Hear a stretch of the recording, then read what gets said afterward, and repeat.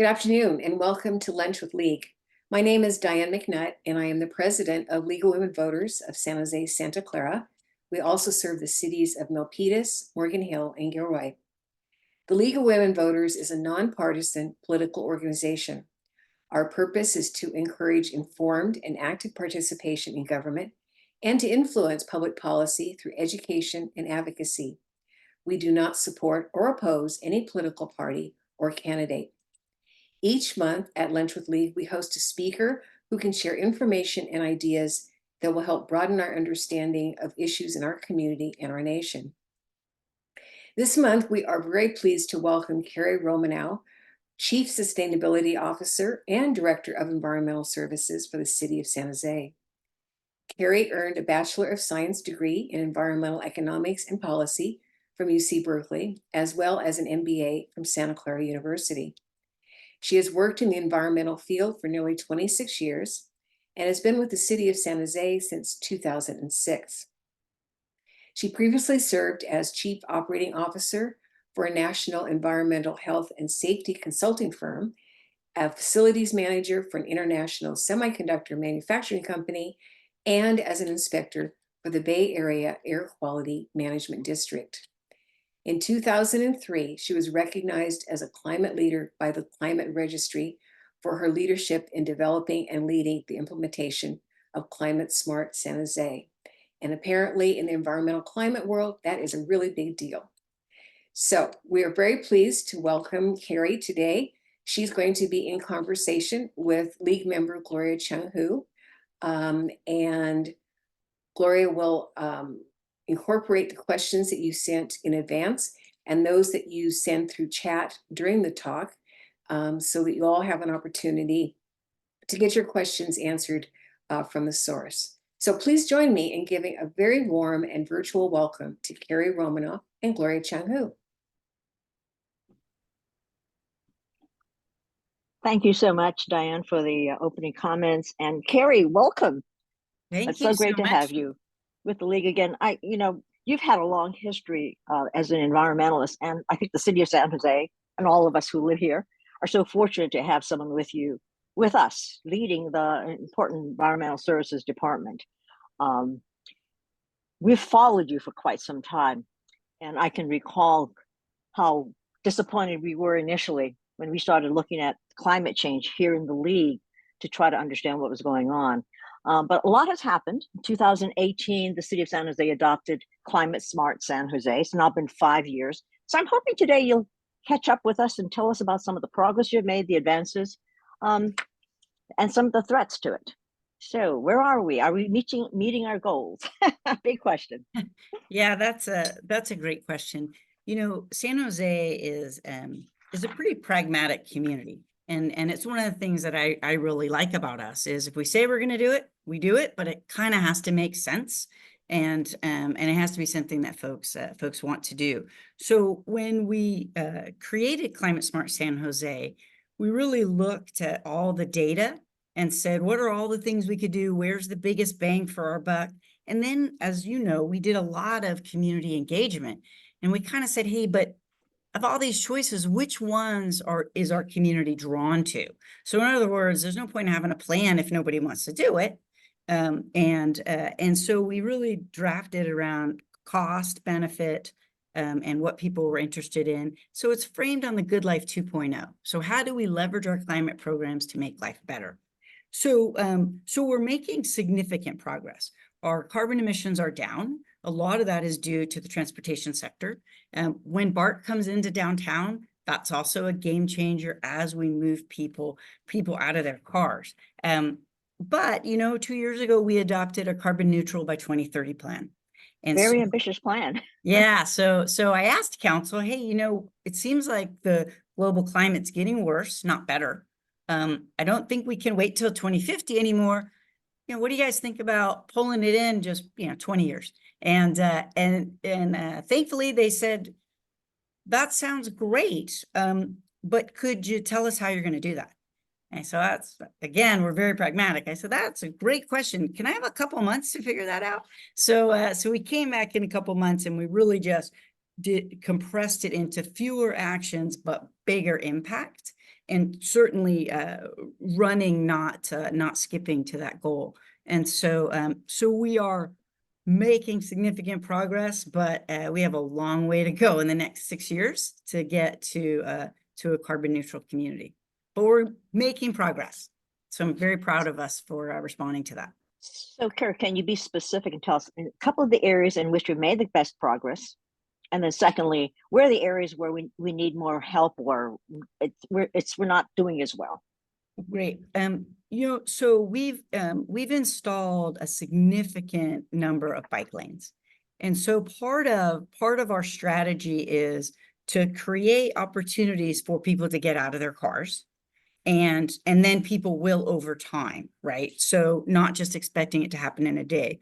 So when we look at Climate Smart, it's based on the general plan. So we say we have about 12 central villages where it has to be walkable. It has to be easy for people to get around without their car. And then we need to build residences where people don't need a car. And so one of the first things we did was to change our parking minimums and not require it.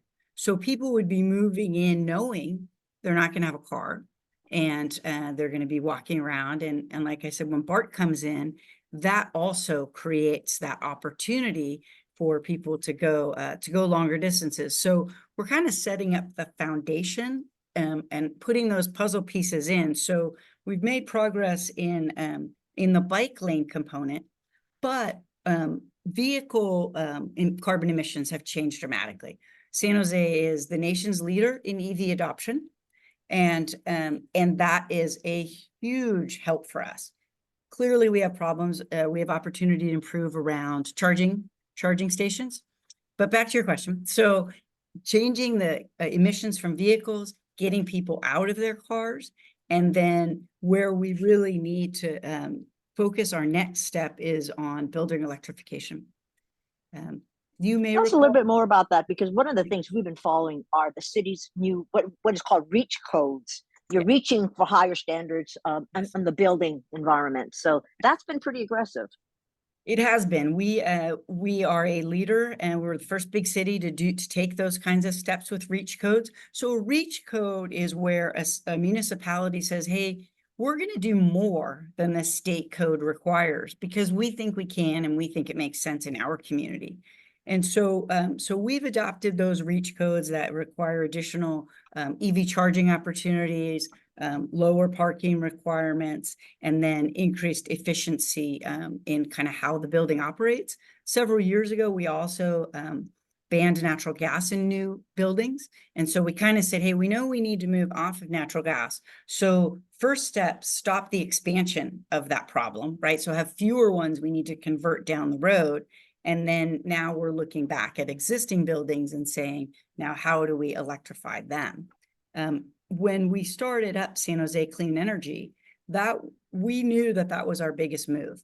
So I started San Jose Clean Energy before we even finished Climate Smart, because I knew if we were going to electrify, we had to have 100% carbon-free electricity, or there was no point in electrifying.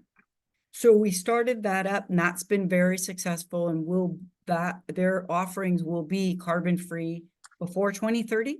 And so that helps, a significant portion of our emissions just drop. Now, that was the league did follow the creation of San Jose Clean Energy. Yes, you guys are great advocates, and that advocacy makes such a difference here at City Hall. Our representatives want to do what the community wants. So when the community speaks up, they know folks are interested, and that really drives us and pushes us to do more, which I think is great. Yeah, and so we follow what's called community choice aggregation. But it took me forever to remember that terminology. But San Jose was a leader because it was the first major city to go with community choice aggregation. And so you created, through your efforts and your department, to push for community choice aggregation and the creation of San Jose Clean Energy. But it's currently a separate department now. Just people wondered about the relationship, not realizing that you were fundamental in getting San Jose Clean Energy off the ground. Right. So I started the utility and made the recommendation that it be a separate department. my department is already one of the largest in the city. And You have something like over 500 employees, right? we have 600 employees. We run the 600. regional wastewater facility, all the garbage and recycling. We run the recycled water, the municipal water system, and the stormwater, and then Climate Smart. And so we already have a $2 billion capital program. We're doing the largest capital program in the history of the city. And I really wanted to make sure that an energy utility was staffed and focused. And I thought adding that to my portfolio wouldn't allow a director, me, to have enough time to focus on starting that up. So it was a first new department in many years added to the city charter, and I continue to think that was a really good good recommendation. Although certainly it's a passion of mine, but they're doing great. So yeah, so we started it, and we You work said we need together, to be right? I separate. mean, that was the question. One of our Oh. came from one of the audience members. What is the relationship, and how do you work together? Everybody at City Hall works together. That's just the nature of what we do. Serving 1 million residents, we couldn't survive. We wouldn't provide good customer service if we were in our silos, because there's everything from, transportation, helping with the bike lanes, to I need public works to help me put in a sewer line out at the wastewater facility. So we're really always talking together. We're all in the same building. And so, yeah, there's a lot of shared objectives, which makes, I think, the outcomes much better, having lots of people work on things versus just one or two. And of course, the league's been very focused on natural resources. I mean, we followed you and we supported the ban on single plastic bag use, supported the reduction of those styrofoam plastics and stuff like that. And a lot of these come under your purview, right? And your department's work, as well as a lot in the water area. One of the tenets, as I recall, is reduction in water use. How is that going? So thank you. Yeah, I have the best job in the world. I get to do all kinds of crazy things, from start up an energy utility to ban plastic bags to, rebuild a wastewater facility. So we, we really look at the overall environmental benefit of everything we do. And, when you asked about the bag ban, we were we're the only city that actually goes out in the field and measured.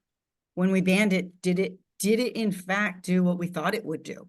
So we did before, and then we do after, and we go out every year to say, is it still working or not?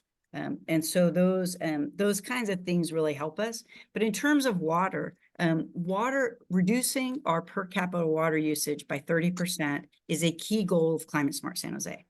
So we recognize that the energy sector the water sector uses energy, but it's also a critical natural resource. And so not many cities have water use as part of their climate plan.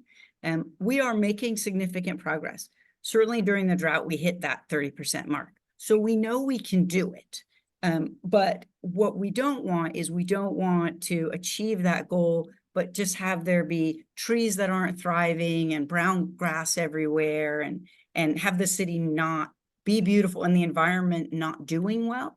So the balance for us is, we know half of our water use as a community is from outdoor use. So that's where we're going to get the biggest bang for our buck. But water conservation is working indoors as well. Our flows at the wastewater facility are down 30% in the last 20 years. So indoor water use conservation is definitely working. And then outdoor, we continue to help folks trade out lawns, but also to really understand how to work their landscape irrigation and water just enough, because a lot of people overwater.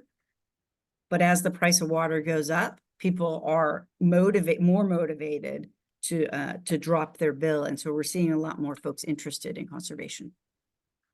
The other area that is, to me, a concern is we're seeing the impacts nationally, globally, of climate change. And to some extent, it's almost happening faster than the scientists were predicting.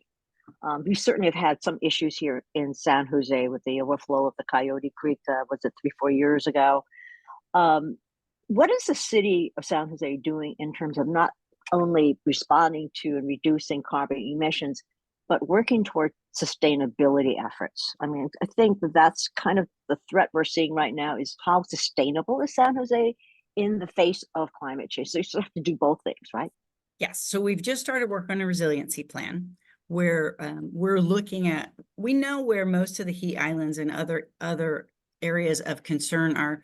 We know where sea level, where there'll be impacts from the sea level rise on the bay, where that will come inland.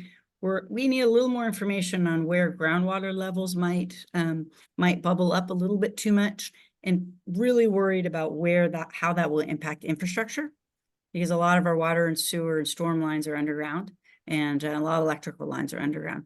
And then obviously there's road impacts if there's sinkholes and that kind of thing. So we're going to spend the next year we've gotten some grant money to really look at what is the current state and the predicted state, and then lay over that our infrastructure and where we think we'll see the worst of the flooding, and then how to go in and address that.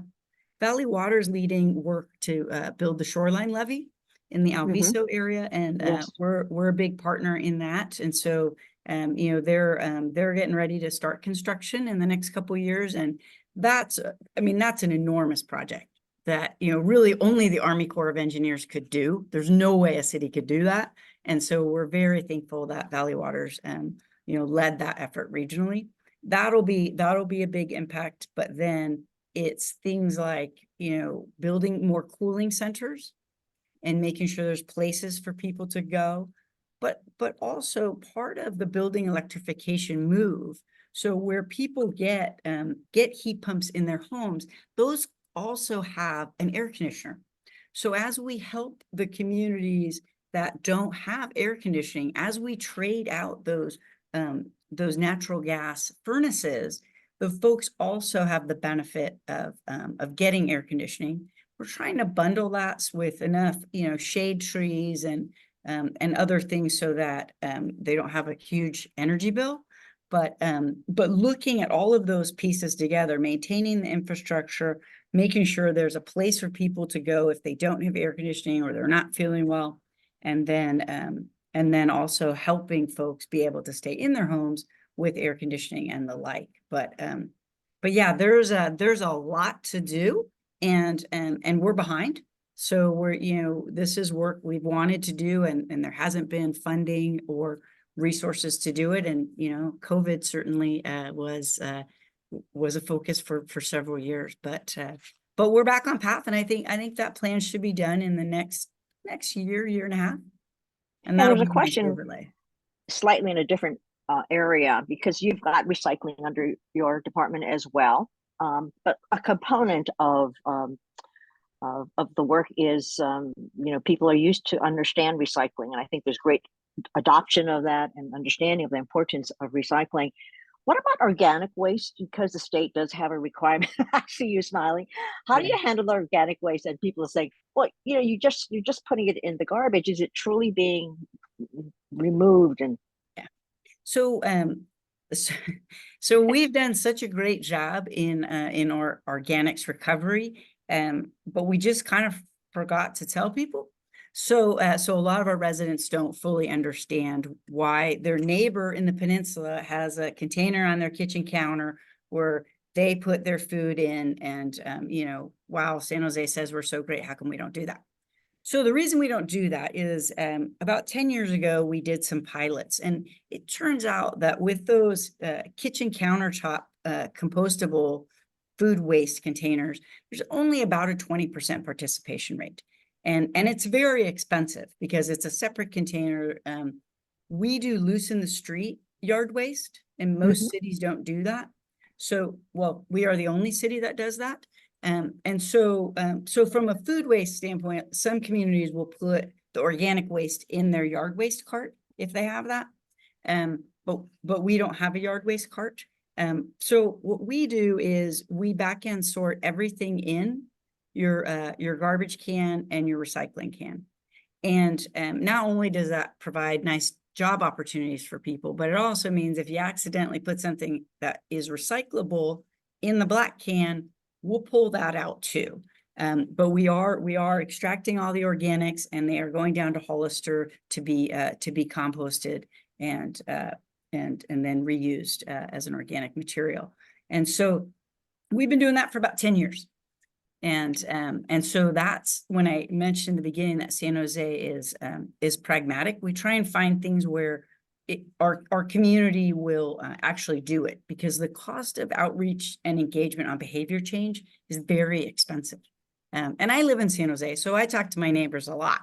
And hey, would you guys do this or that? And then, you know, kind of get some loose feedback. And then, of course, we do our formal focus groups and outreach.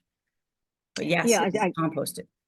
And I sometimes have to remind ourselves that San Jose is such a big city, smaller towns and communities, you know, I worked for Campbell for a little while. It's 40,000 people. They can try different kinds of things, and maybe it's, but for San Jose to do it is, it's such a, even going to community choice aggregation was such a big deal because it's such a large city. Right. Another question has to do with electrification. As we move toward electrification, is there adequate electricity? And, you know, what are some things that are being done? And I know this is somewhat San Jose Clean Energy, but I know you're very involved with that as well. And I know that there's talk about creating a San Jose Power Company, so to speak, to create power for specific projects like the North San Jose side. Speak to us a little bit about, if we're moving toward more electrification, how can we be sure that there will be enough electricity?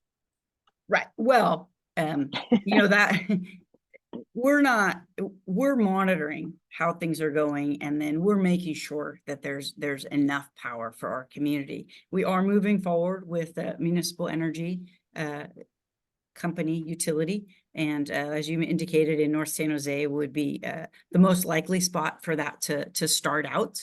We're also, though, working really closely with PG&E to do a lot of planning and a lot of forecasting to make sure there's adequate power, and then also that we're considering the time of use. So is there enough power in the evenings? Is there enough power during the day?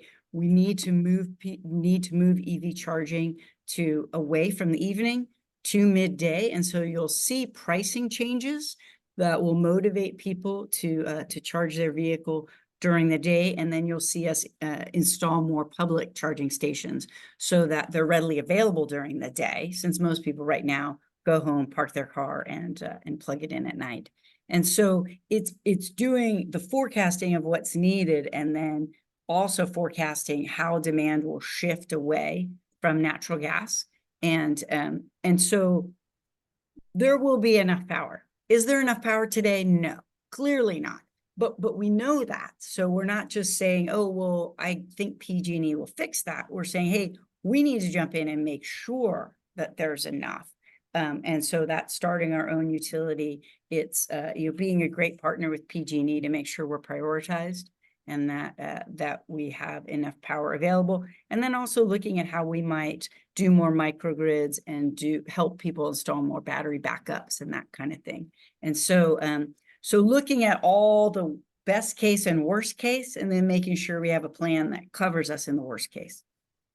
Tell us a little bit more, because our climate change committee discussed microgrids on a very theoretical basis, but maybe you can help the rest of us understand what microgrids are, how they might be, how they will help the system. And I always think back to that disaster what the state of Texas had years ago when they went blackout for almost 2 weeks. So that won't happen in California, but tell us about the development of microgrids and how that will help ensure security in our electrical system structure, I guess. Right. So one of the things we want to make sure in any of our moves in the electrical field is that we don't leave out low income folks. So we don't have a situation where, you know, the more affluent communities move to a microgrid or a separate system, and then leave low income communities stranded with higher costs, because as people would say, move off of PG&E transmission, fewer people left to balance that system would mean increased cost per person. So from a microgrid standpoint, it's looking at, you know, where you might do a development and they would have kind of their own control over power. We looked at that in the Downtown West project.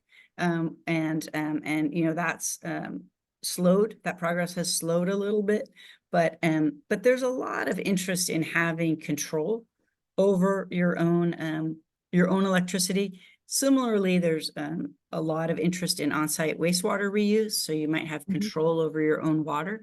And in both instances, both power and water, there's areas where it makes sense and there's areas where it doesn't. And so looking at each on a project by project basis to make sure that we're kind of using the right solution for that particular situation.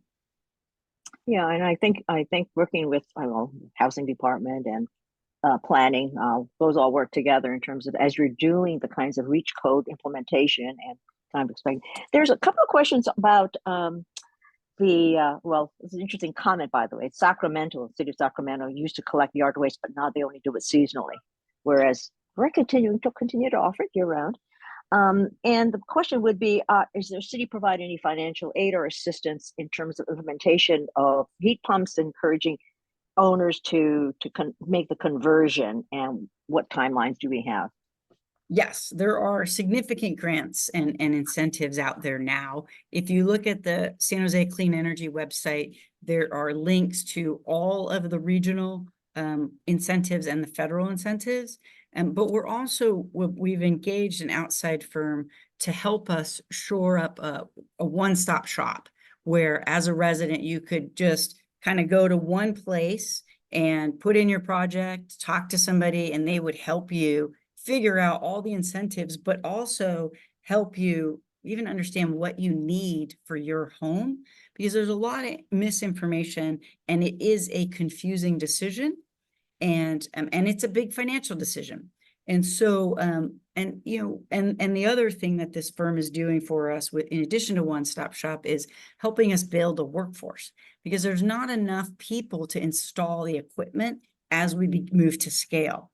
So we have to start to get folks interested in that field, train them, show them how to not only help a homeowner or a business, but familiarize themselves with the equipment, be able to install it, and then help our community make those decisions. So we're looking at both ends of that, the workforce and the equipment and the incentives and the decision-making process.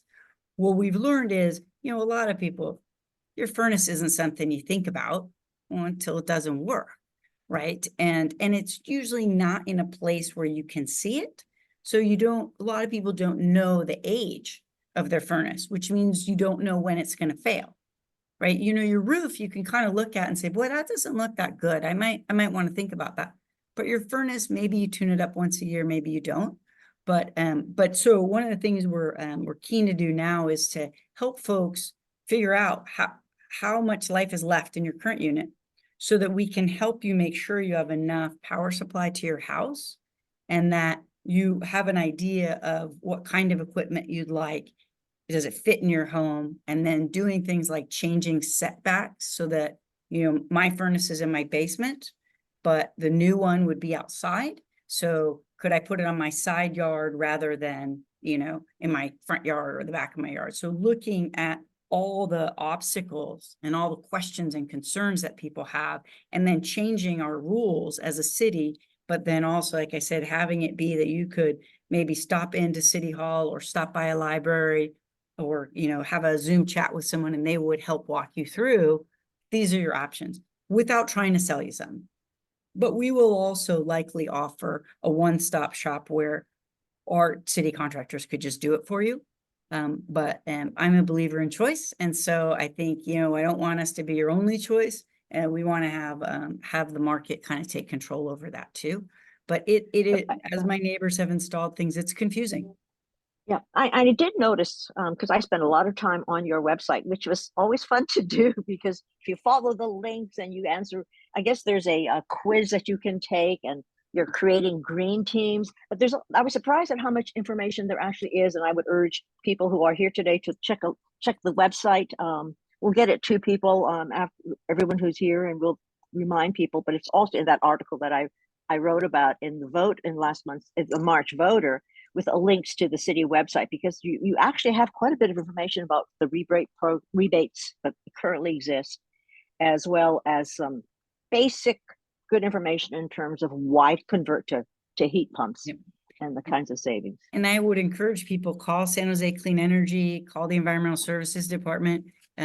City staff really are in this to help people. And so, you know, if there's anything we can do to point you in the right direction, you know, give you our 2 cents on things, we're happy to do that.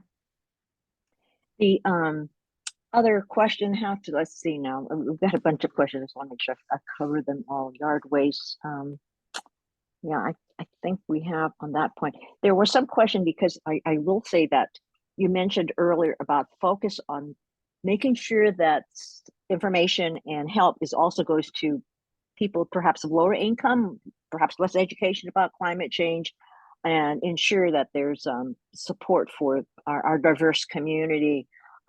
Some of us who may live in richer parts, Willow Glen, Almaden, might be up to date and understand heat pumps and the necessity for EVs, but maybe it's a lot harder for someone who's, you know, struggling on the east side of San Jose. Tell us a little bit more about some of those programs and how the city is working to ensure that that happens, because the league is very concerned about sort of the equity issue. So, you know, Climate Smart was adopted in 2018, which was before we started our Office of Racial Equity. But Climate Smart is built on equity. So I don't think we used that word. I think we used inclusion. But that was a 2018 term. Today, you know, we would, as we update it, which we are updating it this year, we'll trade that out. But we really need to create a future that includes everyone. And so with that, what we're doing now are a couple pilots. So one is a Zen pilot, a zero energy neighborhood pilot, where we're converting with partners. I think it's like a 3-block area where we'll convert all the buildings to all electric.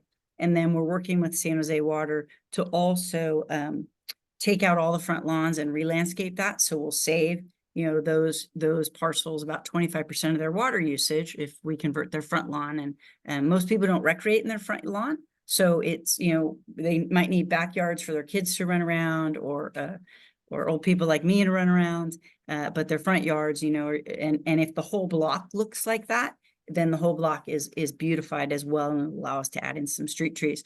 So we are doing those types of projects because we get to engage with the communities, because it's hard to have to get someone to let you into their house, and then do that and convince them and help educate. And so we're learning a lot, but then we're also having that community tell us, how could we get more people engaged?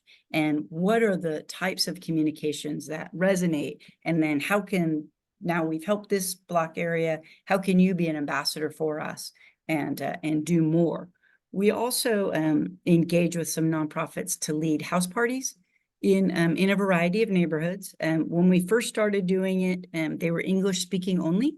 And we said, well, you know, next year you need to have Spanish, and then in year 2, you need to have Vietnamese. And so they wholeheartedly agreed, and they've expanded some of their groups as well, because the neighbor to neighbor conversation seems to resonate much better than, oh, I'm here from the city, and, you know, I'm just gonna talk at you, right? So getting neighbors to talk to neighbors and tell their stories. And so you'll see more of that in our outreach materials, but also we want more of those types of communications, because that's really where the change happens.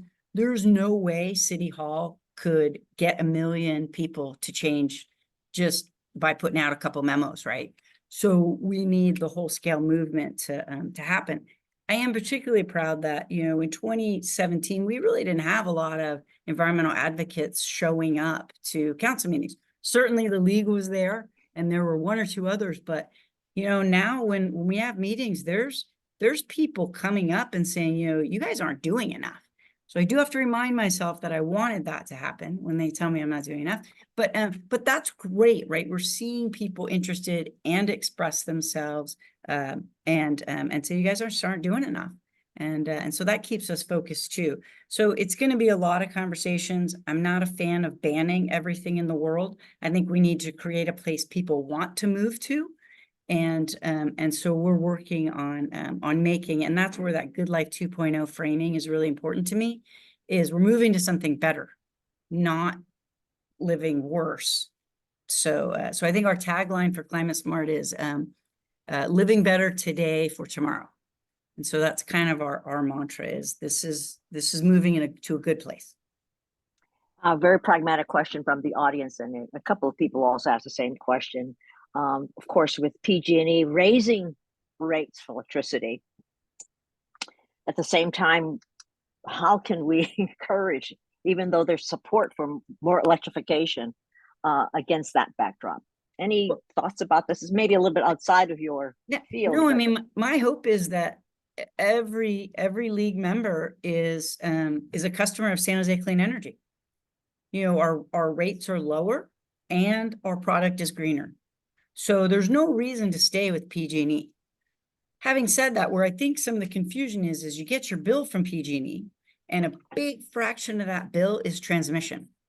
And that's a fixed cost for to get the energy to you.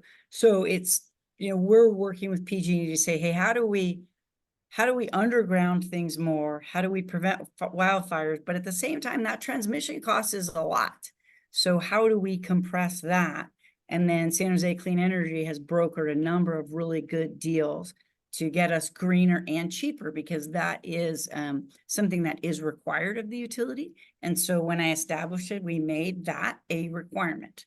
You had to be cheaper and you had to be greener. So they have a pretty tough job.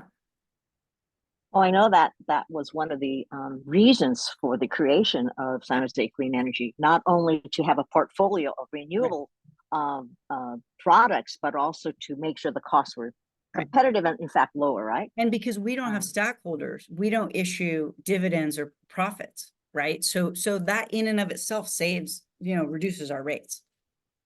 Yeah, and also can go into the programs that you're educating pre-polling. There's a question from one of our league members who said, as a senior citizen, what kinds of things or activities do you see in terms of planning and supporting seniors who are on fixed income in some cases, or are limited in transportation? It's kind of a big bag question in terms of, and I think we're seeing the demographics, right? Senior citizens are a greater part of the population. Do you see any activity or actions that particularly address the growing needs of seniors in our community, and who are still sympathetic to climate change, but might find it difficult financially to participate? Yeah, I think in particular, I think, you know, your members are more than sympathetic; they're advocates, and I really appreciate that. You know, PG&E and San Jose Clean Energy have income-based programs. So they'll come in and do some audits and change your light switches to motion sensors. They can help you upgrade water heaters and furnaces. And so there's a lot of opportunity to take advantage of those programs that are built into the rates. So based on income, they can come in and do a lot of the work for you. And that certainly helps. You know, none of the energy conservation rules have changed much. Turn off the lights when you leave the room, but that's where those motion sensors help, right? So in your laundry room, have a motion sensor. You go in, you go out, you're not in there that often, then you don't forget about it. Same thing in garages and that kind of thing. And then, really looking at carpooling, looking at taking mass transit where you can, or doing some of the VTA rideshare programs where, you know, they'll come pick you up. There's a group of people that go and then take you to appointments and that kind of thing. So there are programs out there, but where some of the challenges are is, you know, getting a new furnace is expensive.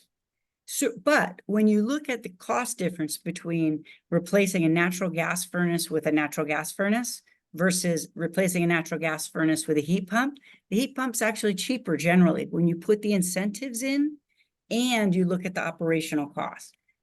The caveat to that is if you have to upgrade supply to your house, then the cost can be more, right? If you have to upgrade your What do you mean by upgrade supply? So if you only have power, if you only have 100 amp power supply coming into your house, you need to upgrade it to 200. That would be a bigger cost. But so if you have an EV, that's what you would need it for, Jeff. Well, or if you want to move to a heat pump, a lot of times you'll need that too.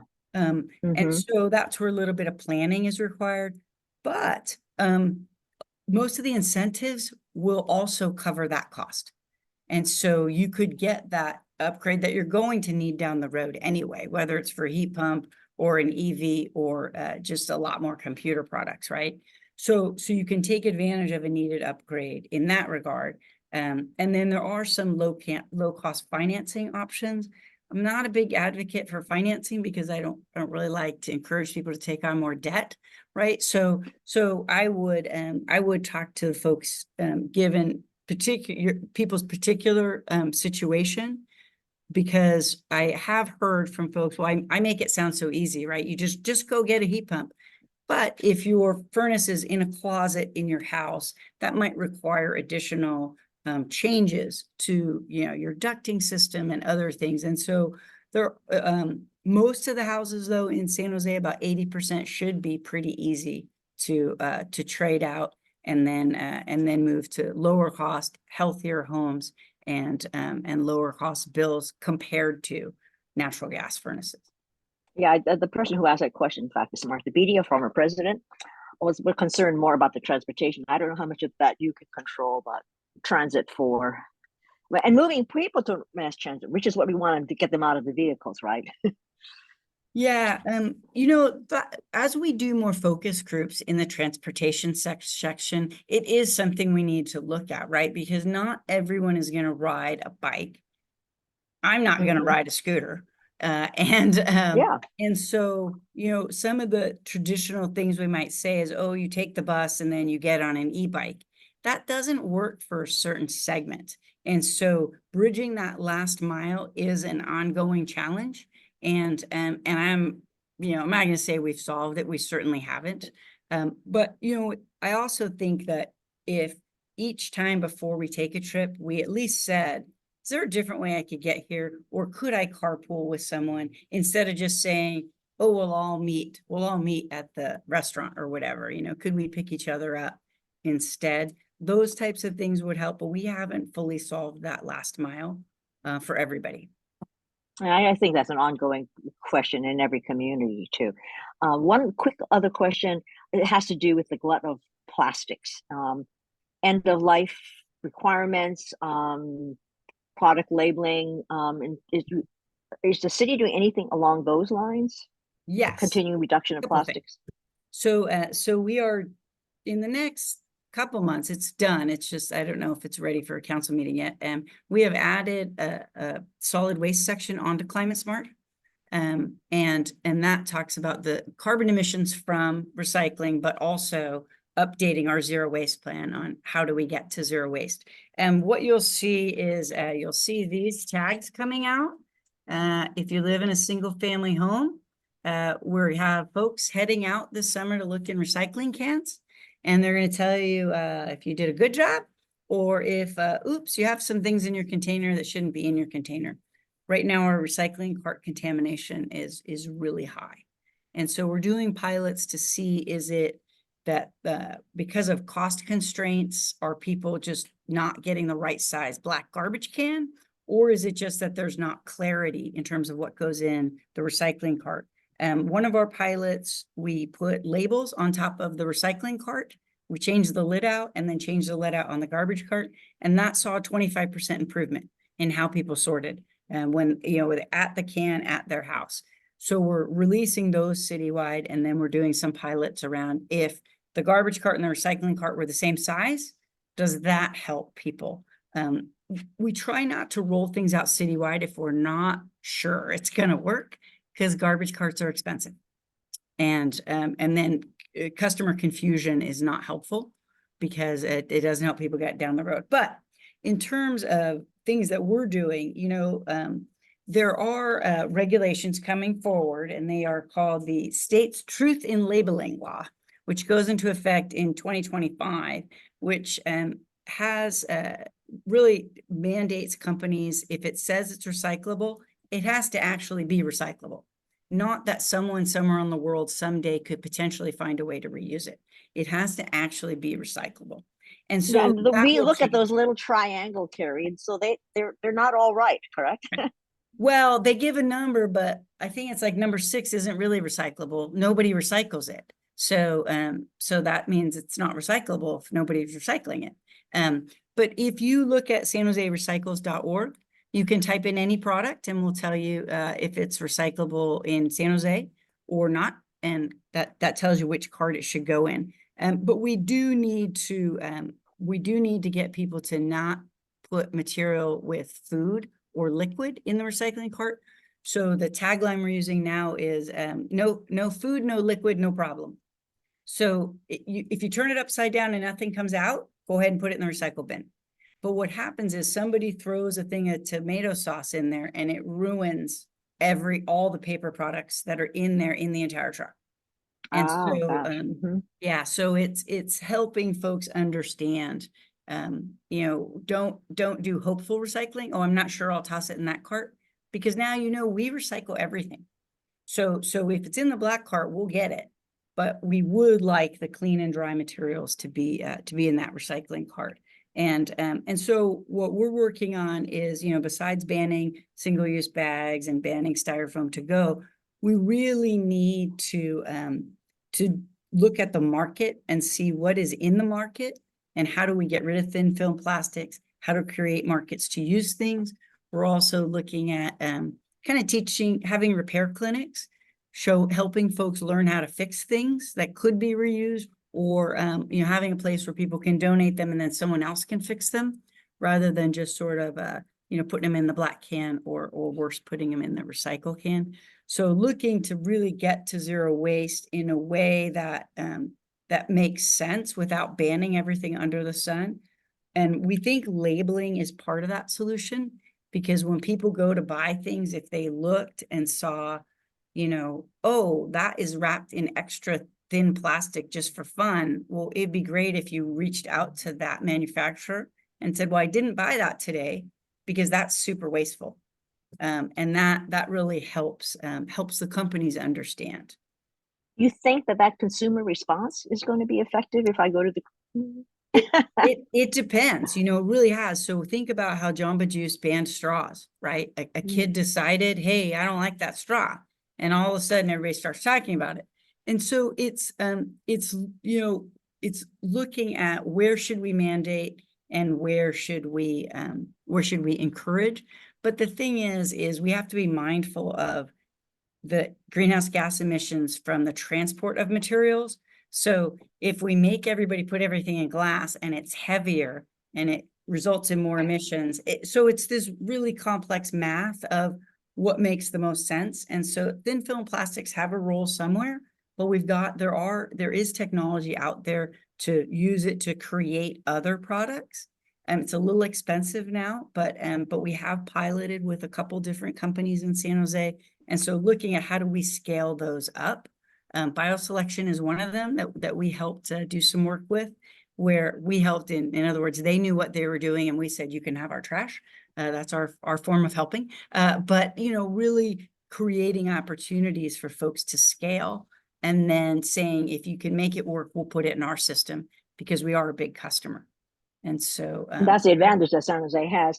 Carrie, you have, there are a whole bunch of other questions, and some of them are very specific. We don't have time, I'm sorry, to get to all of those, and maybe we can submit it to you and maybe get some answers. Would that be okay? Oh, the other is, I want people to go to the your website, because you've got a great deal of information and you're open to having questions. And in fact, there's surveys that you're always trying to get input from folks. And I'm hoping our folks will do that. I've just got my alarm that says we need to turn it. Gloria, if we could talk about our new climate commission, that's another pathway for people to participate. So San Jose's first climate commission ever kicks off tonight. And that's a group of community members that raised their hand, said, I want to be a part of that. And there's 9 members. They kick off tonight. We'll meet at least quarterly. And those meetings are public meetings too.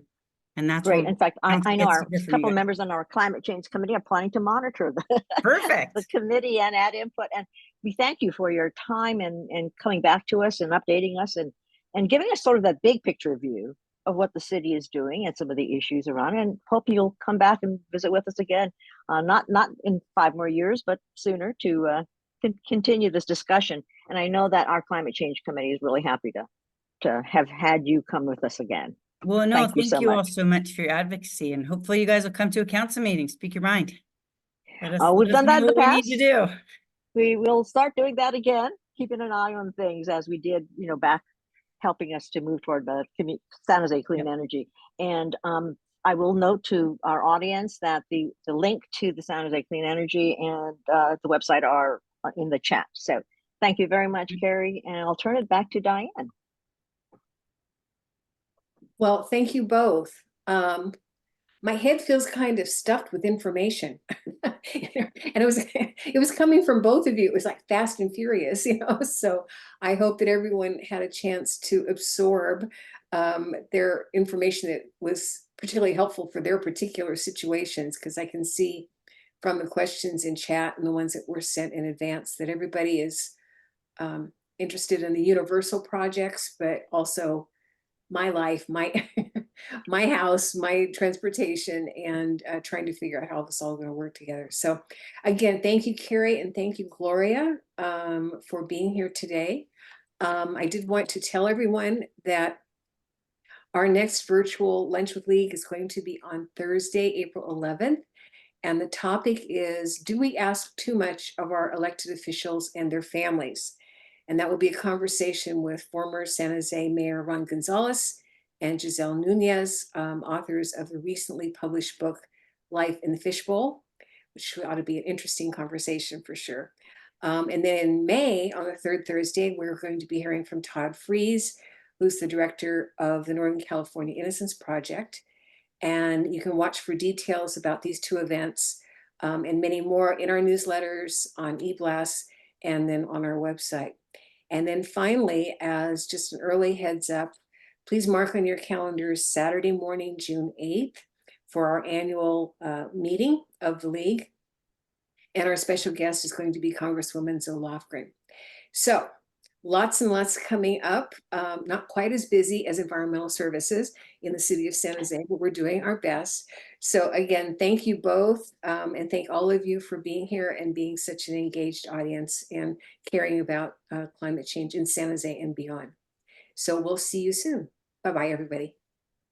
Thanks, Carrie, again. Thank you.